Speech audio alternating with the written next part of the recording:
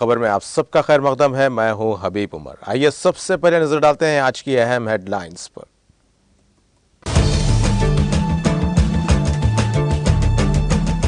डेजा airbase मुल्क की सलामती का एक मौसर मरकज बनेगा। गुजरात में डेजा एयरबेस की संगे बुनियाद तकरीब से वजीर आजम मोदी का खिताब।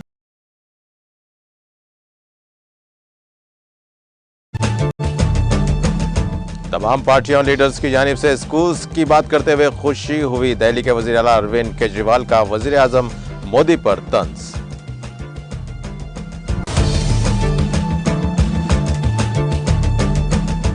जनता दल यूनाइटेड के कौमी इंतखाबात का इनेकाद। महाराष्ट्र के एमएलए कपिल पाटिल कौमी जनरल सेक्रेटरी मुकर्रर।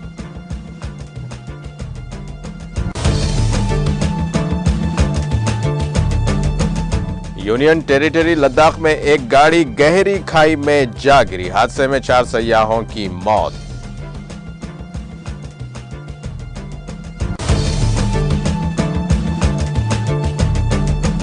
मुझे किसी पार्टी में शामिल होने की जरूरत नहीं। तेलंगाना के डिप्टी स्पीकर पद्माराव गौड़ की वजाहत।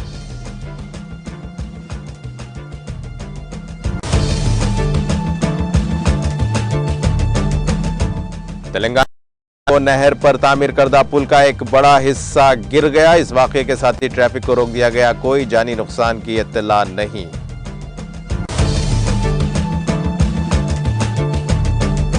तेलंगाना के मुख्तलिफ अजला में वक्फे से बारिश का सिलसिला जारी। आइंदा 24 घंटों के दौरान रियासत के बाज़ अजला में बारिश का इम्कान।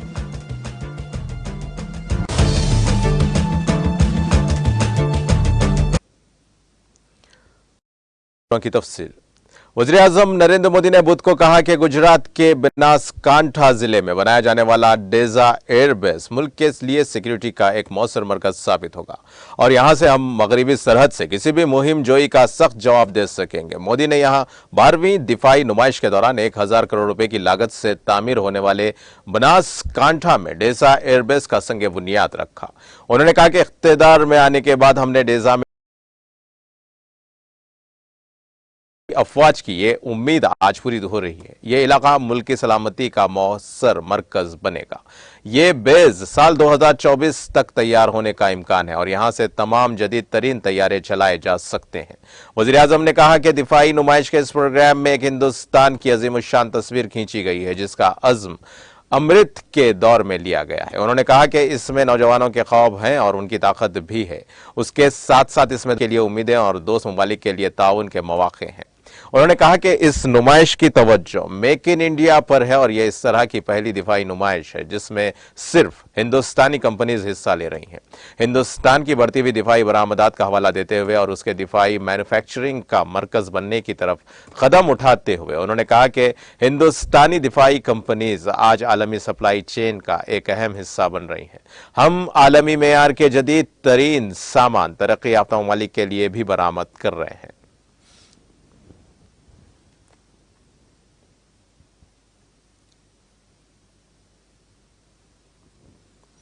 वज़ीर आज़म नरेंद्र मोदी पर तनकीद करते हुए दिल्ली के वज़ीर आला अरविंद केजरीवाल ने बुध को कहा कि उन्हें बहुत खुशी है कि आज मुल्क की तमाम पार्टीज और लीडर्स को तालीम और स्कूल्स के बारे में बात करना पड़ रहा है।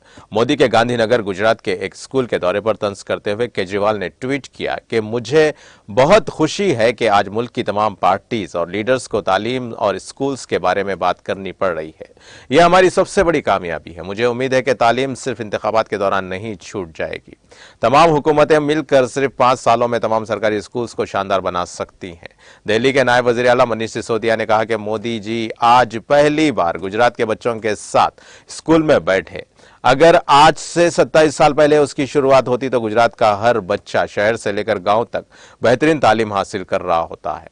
दिल्ली में 5 साल में हो सकता है गुजरात, और गुजरात में बीजेपी 27 साल हुकूमत में है, लेकिन बीजेपी के 27 साल के दौर में गुजरात के 48,000 में से 32,000 सरकारी स्कूल्स की हालत खस्ता है।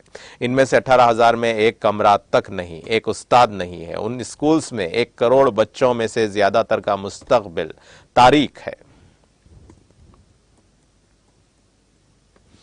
बिहार के वजीर आला नीतीश कुमार की क़यादत में महाराष्ट्र के एमएलए कपिल पाटिल को जनता दल यूनाइटेड का कौमी जनरल सेक्रेटरी मुकर्रर किया गया है। जेडीयू के दो कौमी सदर और लोकसभा में पार्टी के लीडर एमपी राजीव रंजन सिंह उर्फ लल्लन सिंह ने आज ये तकर्री की है। कपिल पाटिल राष्ट्रीय सेवा दल के कायम मुकाम ट्रस्टी होने के साथ साथ महाराष्ट्र कानून साज काउंसिल में सोशलिस्ट नजरियात के वाहिद कानून साज हैं। सोशलिस्ट लीडर बापू साहब करते के बाद कौमी सतह पर किसी सोशलिस्ट तहरीक के कारकुन को दिए जाने वाला ये एक बड़ा एजाज है। कपिल पाटिल मुसलसल 3 मरतबा मुंबई में असातिज़ा की करते रहे हैं। तालीम के हक और असातिज़ा के एहतराम के लिए वो कानून साज काउंसिल में और कानून साज काउंसिल के बाहर सड़क पर आकर आवाज उठा चुके हैं। पसमानदा और मजलूमों के लिए जद्दोजहद करने वाले रहनुमा के तौर पर उनकी एक मखसूस शिनाख्त है। मुल्क भर में सोशलिस्ट तहरीक में कारकुनों और इदारों पर उनकी अच्छी गिरफ्त है। मंडल कमीशन तहरीक और ओबीसी तहरीक में उनका अहम ताउन रहा। उन्होंने छात्र भारती, गांधी अंबेडकर फाउंडेशन, नवनिर्माण शिक्षण संस्था और शिक्षक भारती के कयाम की क़यादत की। कपिल पाटिल अन्ना हजारे की बदनवानी मुखालिफ तहरीक में भी उनके साथ थे। उन्होंने सेक्युलर सोशलिस्ट नजरियात के लिए कभी समझौता न करने वाली मिसाल कायम की है। इसके बावजूद उनके तमाम सियासी जमातों के रहनुमाओं से अच्छे ताल्लुकात हैं।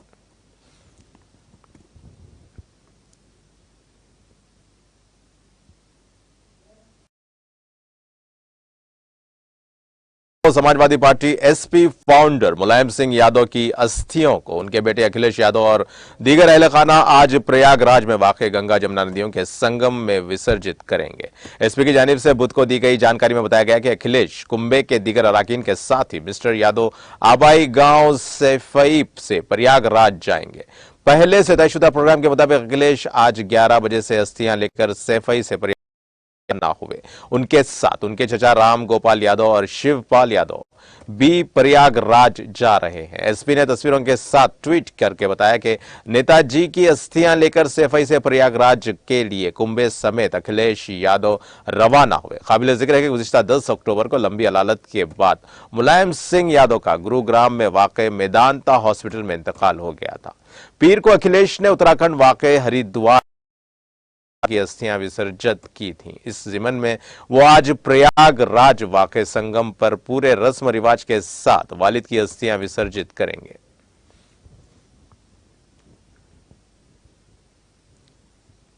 हिंदुस्तान के साजन भाववाला ने यहां अंडर 23 वर्ल्ड चैंपियनशिप में तारीखी ग्रेको रोमन कांसे का तमगा जीत लिया है। साजन ने मंगल के रोज 77 किलोग्राम के जुमरे के सनसनीखेज मुकाबले में यूक्रेन क्रोवाट्स्की को शिकस्त देकर ग्रेको रोमन जुमरे में हिंदुस्तान का पहला तमगा जीत लिया। हिंदुस्तानी पहलवान दूसरे राउंड में 4 से 10 से पीछे थे। उन्होंने यहां से शानदार वापसी की और आखिरी 30 सेकंड में 6 पॉइंट्स हासिल करके अपने हरीफ को तकनीकी बुनियादों पर 10-10 से शिकस्त दी।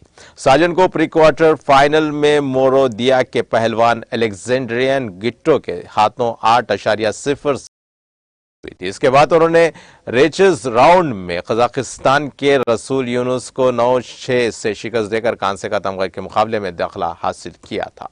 गुट्टो के फाइनल में पहुंचने के साथ साजन को रेचेस उसूल के तहत टूर्नामेंट में बरकरार रहने का मौका मिला। काबिल जिक्र है कि एक पहलवान रेचेस राउंड में दाखिल हो सकता है अगर इनको शिकस्त देने वाला पहलवान फाइनल में पहुंच जाए।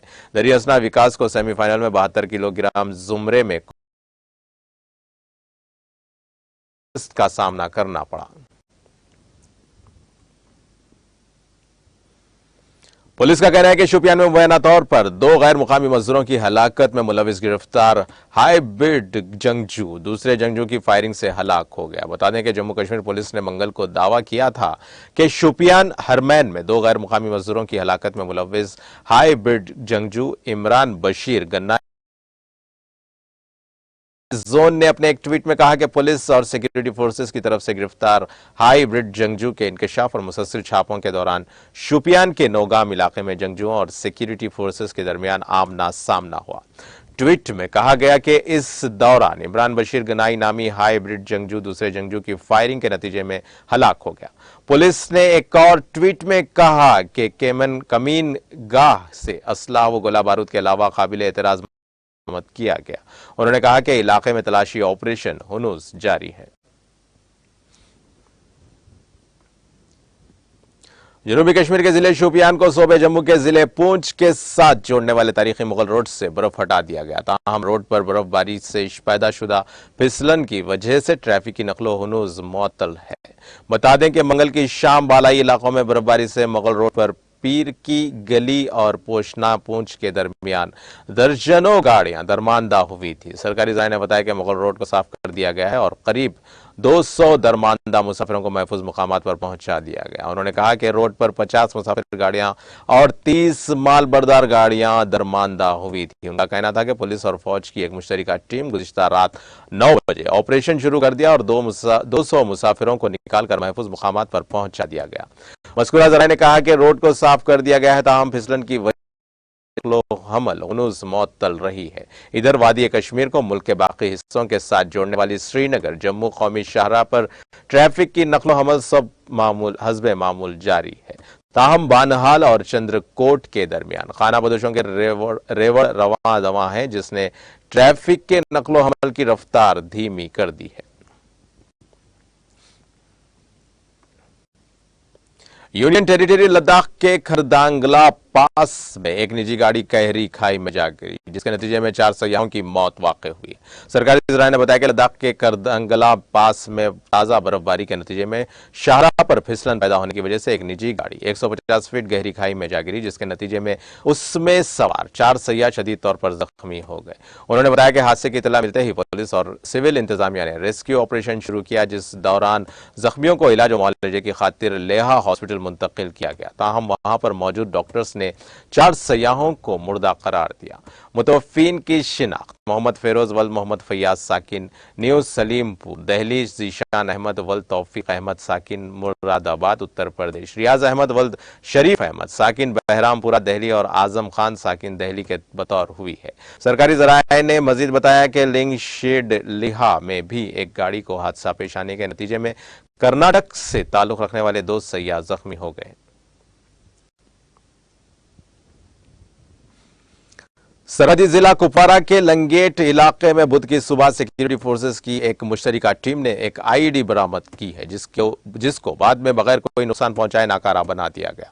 सरकारी ज़राए ने बताया कि कुपवारा के वड़ीपुरा लंगेट इलाके में पुलिस और फौज की 30 का गश्ती टीम ने एक फौजी कैंप के नजदीक एक आईईडी पाई और फौरन इस रोड पर ट्रैफिक और लोगों की नकलो हमल को बिना एहतियात रोक दिया। उन्होंने कहा कि बादशाह बम नाकारा बनाने वाली एक टीम को जाए मौके पर तलब किया गया, जिसने इस आईईडी को बगैर कोई नुकसान पहुंचाए नाकारा बना दिया। आईईडी को नाकारा बनाने के बाद रोड पर ट्रैफिक और लोगों की नकलो हमल बहाल कर दी गई। दरियासा पुलिस ने वाकये की तस्दीक करते हुए कहा कि इस जिमन में एक केस दर्ज करके तहकीकात शुरू कर दी गई।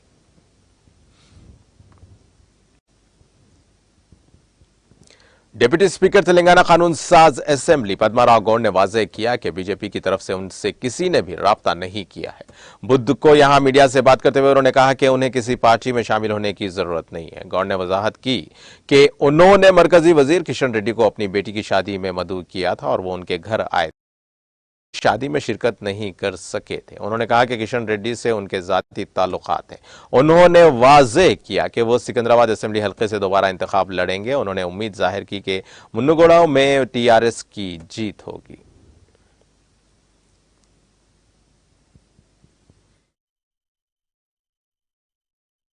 ఈ పుకార్లు షికార్లు చేస్తే వాటిని దయచేసి మీరు కూడా ఎవరో అలా తెలియదు. దాంట్లో నేను ఇక్కడ మన రూర్కెలో ఉన్నా, నేను ఉత్తరాఖండ్లో ఉన్నా. నాకు ఫోన్లో వస్తూ ఉంది బీజేపీలో ఎందుకు పోతా అయినా నాకున్న లోటేంది,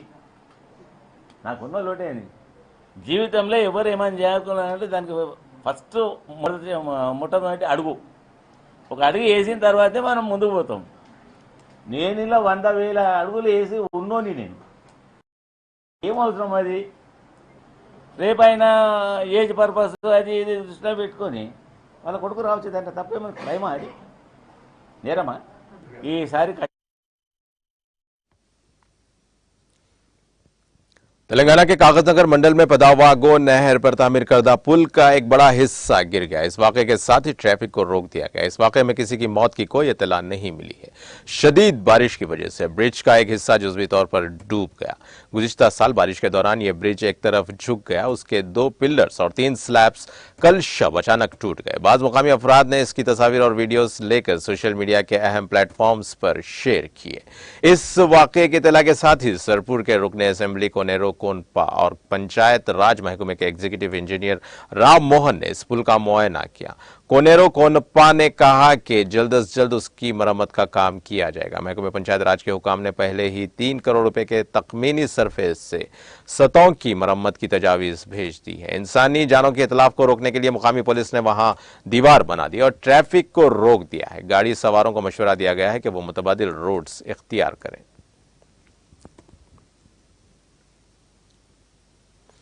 विकाराबाद जिले के परगीगंज में आग लगने का वाकया पेश आया। आज सुबह की अवलिन सातों में टीवी मैकेनिक और टेलर की 2 दुकानात में आग लग गई। मुकामी अफराद की इत्तला पर फायर ब्रिगेड के एहलकारों ने वहां पहुंचकर आग पर काबू पा लिया।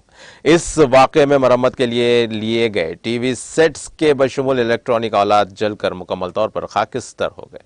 टेलरिंग शॉप की दुकान के मालिक ने कहा कि इस वाकये में मशीनों के बशमूल सिलाई के लिए लाए गए कपड़े जलकर खाकिस्तर हो गए। पुलिस ने शुबा जाहिर किया है कि शॉर्ट सर्किट आग लगने की वजह है। महकमे मौसमियात ने कहा है कि आइंदा 24 घंटों के दौरान तेलंगाना के बाज़ अजला में कहीं कहीं बारिश का इम्कान है। अपनी रिपोर्ट में उसने कहा कि 20 ता 30 अक्टूबर तेलंगाना के बाज़ मुकामात पर इसी तरह की सूरत हाल रहेगी। जुनूब मगरिब मानसून तेलंगाना में मामूल के मुताबिक है। गुज़िश्ता 24 घंटों के दौरान तेलंगाना के बाज़ मुकामात पर बारिश हुई है।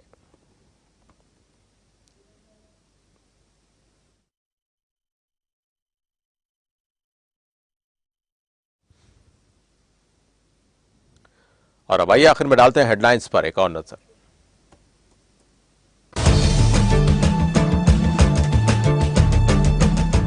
डेजा एयरबेस मुल्क की सलामती का एक मौसर मरकज बनेगा। गुजरात में डेजा एयरबेस की संगे बुनियाद तकरीब से वजीर आजम मोदी का खिताब।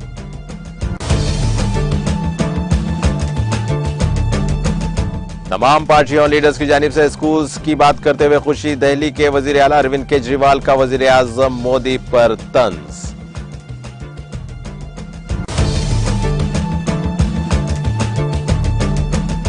जनता दल यूनाइटेड के कौमी इंतखाबात का इनेकाद। महाराष्ट्र के एमएलए कपिल पाटिल कौमी जनरल सेक्रेटरी मुकर्रर।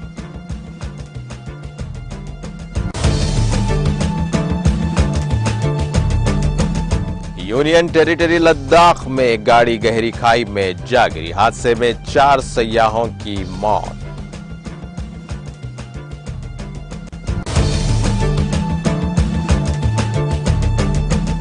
मुझे किसी पार्टी में शामिल होने की जरूरत नहीं, तेलंगाना के डिप्टी स्पीकर पद्माराव गौड़ की वजाहत।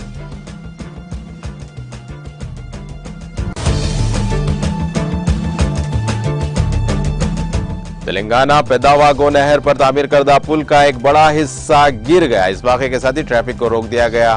कोई जानी नुकसान की इत्तला नहीं।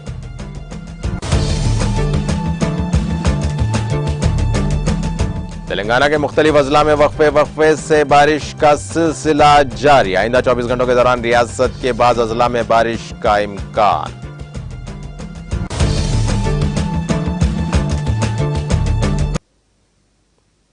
इसी के साथ नाज़रीन ताज़ा खबर का सिलसिला यहीं खत्म होता है। ताज़ा खबरों के लिए देखते रहिए टीटीवी और अब मुझे दें इजाजत। अल्लाह हाफिज।